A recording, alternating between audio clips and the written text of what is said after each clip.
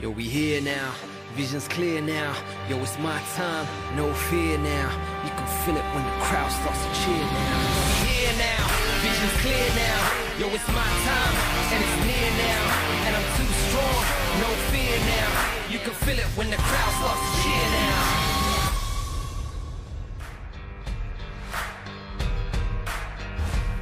Our next guest will meet Daniel Cormier for the light heavyweight title on Saturday night at UFC 214. Coverage starts at 7 p.m. Eastern time on FXX. Jon Jones, welcome to Undisputed. Hey guys, good to be here. Morning. Thank you. So Saturday will be your first fight in about 15 months. How has the long layoff affected you?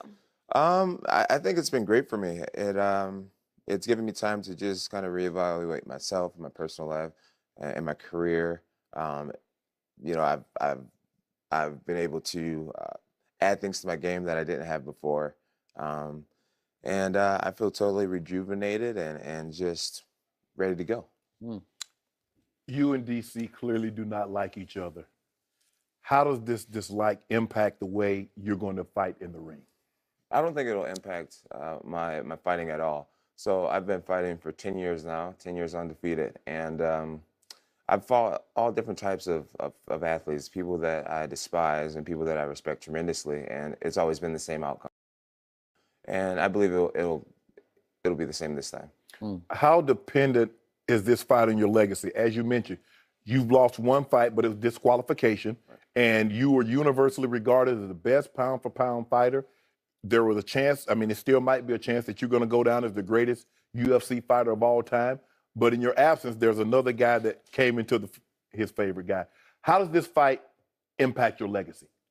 Well, I believe that I'm already the greatest fighter of all time. You know, my record speaks for itself. I've beaten 6 Hall of Famers already, and my resume is uncomparable to anybody in our sport.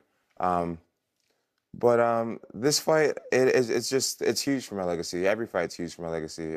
My legacy is an accumulation of you know, The years. of what I do. Yeah. So every fight is extremely important. And you know, I try not to look at one fight as more important than another one. You know, it's just another match. And you just have to focus on what you can do in the ring, in training to prepare for that match. And I try not to make things bigger than what it is.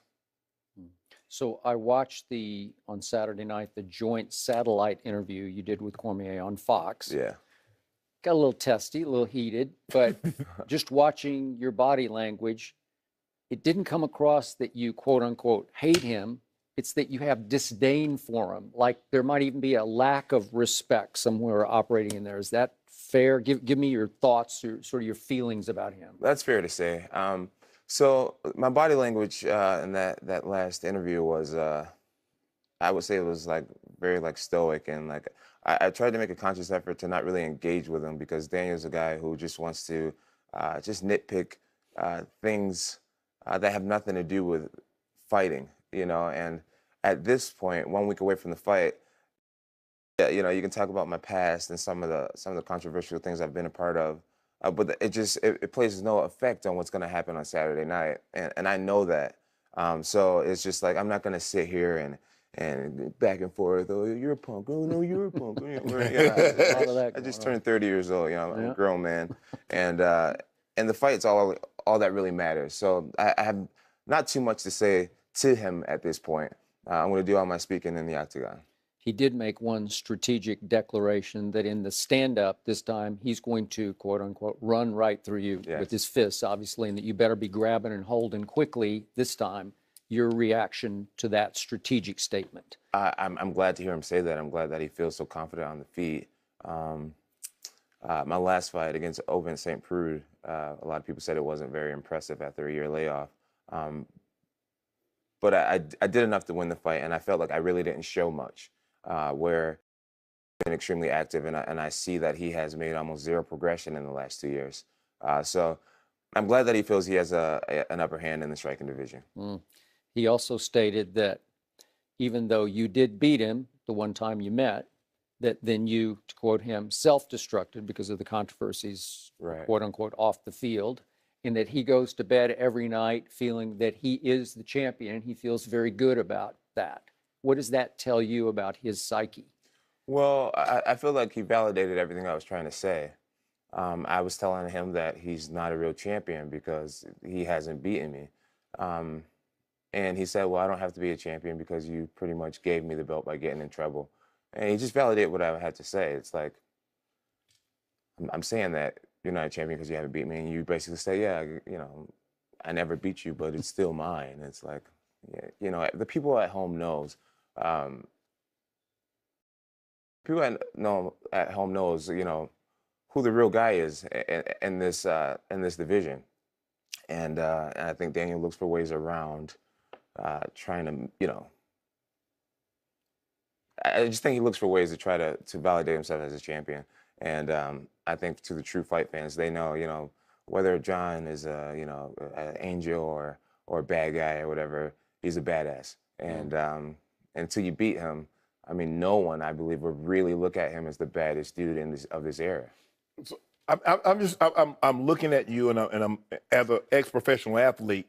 There's no way I believe I could have taken a year off from the NFL and come back and been the same player that I was. You took a year off. I mean, Usain Bolt is the fastest sprinter, but he can't take a year off and come back and pick right up where he left off. Why do you think you're going to be able to do that again? Well, I've done it once before. My last fight, I took a year off. This it's one fight in 2 years. But I think the reason why I know I'm going to win this, the reason why I know I'm going to win this fight is because I have an inner belief that this is my era and this is what I was put on the earth to do. I feel like that I'm gifted, Right. And talented and extremely hardworking. But to answer your question, it really just stems from a really deep level of self-belief. Your brother's Arthur Jones played. He's trying to get picked up. I think he played, 8, 9 years. Your brother Chandler Jones is the pass rushing specialist from the Arizona Cardinals. Obviously, physical contact is not something you shy away from. Why didn't you stick with football? So I was really, really skinny in high school. I weighed about 170. I was 6'4", and I was a defensive tackle. There was no coaches that were interested in me. I actually didn't even start on the football field until my senior year in high school. I was always third string while my brothers were always team captains. Right. I had a wrestling coach, a guy named Jack Stanbro. He told me young, around 10th grade, he said, Jon, you're not going to be a football player. And he said, I need you to listen to me, dedicate your life to the sport of wrestling, pass your classes, and I can guarantee you I'll get you into college. And that meant everything to me. And I didn't want to be left behind. I knew my brothers were going to make it in the football arena. So I put on the wrestling singlet and became all about it. And now it's led me to a martial arts career. So there's an upcoming event on August 26th that halfway involves the UFC, McGregor versus Mayweather. I'm sure you have thoughts and insight. You're a bright man. Thank you. Break down what you see coming up on August 26th. What chance do you give Conor McGregor? You know, I want to start by saying that I really admire Conor McGregor a lot. He's done so much for our sport. He's shown me personally that those numbers that he's achieving are possible. So he's been a huge inspiration to me. Oh, there's a but coming. But yeah, absolutely. I'm also a fan of greatness, and Floyd Mayweather is unquestionably great. I mean, to go 49-0 is such a special. Great. 49-0. You heard the man. It's such a special thing. He used to be. Yeah. It used to be. He's 40. He's 40, but I mean, I think Floyd takes care of himself. You know, he's an advocate about living a clean life, and you'd be surprised what you can get out of yourself when you live the way Floyd does. He has all the resources to stay healthy and on top of his game. I think what makes this fight interesting is Conor McGregor's punching power, but at the same time, guys like Miguel Cotto and De La Hoya, all these guys have tremendous punching power. But what they have that McGregor doesn't is the years of experience and tightness and to back up that punching power. So many guys in the UFC who has punching power who are never able to land that shot on me. And like I said, I'm really happy for McGregor to be in this position. But if I were a betting man, I would imagine that you have to just side on the side of greatness. Have you think, obviously you've been light heavyweight champion for the longest time. Have you thought about moving up or down to get 2 belts? I mean, obviously up would be probably more of a probability and likelihood than moving down. Right. So unfortunately, at my weight class, I deal with the biggest gap in between weight classes, where you'll see a guy like McGregor who, he's a 45-pound champion and a 55-pound champion. Right. For me, I would have to be the 205-pound champion facing the 265-pound champion. Right. And I believe, when you get a really talented big man versus a really talented smaller man. Big man, oh. You know what I mean? Yeah. I do believe that I'm a special talent and that it's possible. But I know that it would have to be against the right opponent. Right. And so right now, I feel like I have things to prove in my own division. Right. When I feel that I have a good matchup against a talented, smaller heavyweight champion, Right. then I'll seize the moment.